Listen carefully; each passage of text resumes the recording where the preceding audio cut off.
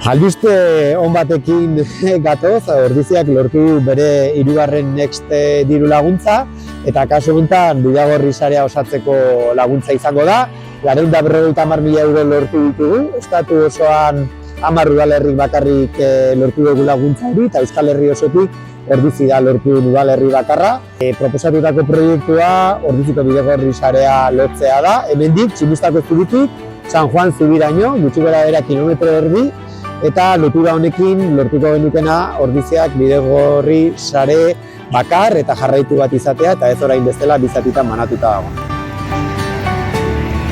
Lotura hau aspalditik datorren erronka bat da, eta lehenagotik aurreikusita bazegon lotura ez hemendik, Bizkaia pasealekutik, baizik eta Buztintzako Oria ibaiaren ibarretik doan pasealekutik egitea.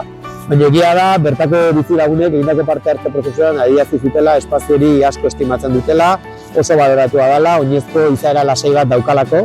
Horregatik, lehenetsi nahi izan dugu auzoarentzat espazio hori dagoen bezala mantentzea, oinezkoentzat eta Bidegorria alde honetatik Ibarraren beste aldetik ematea.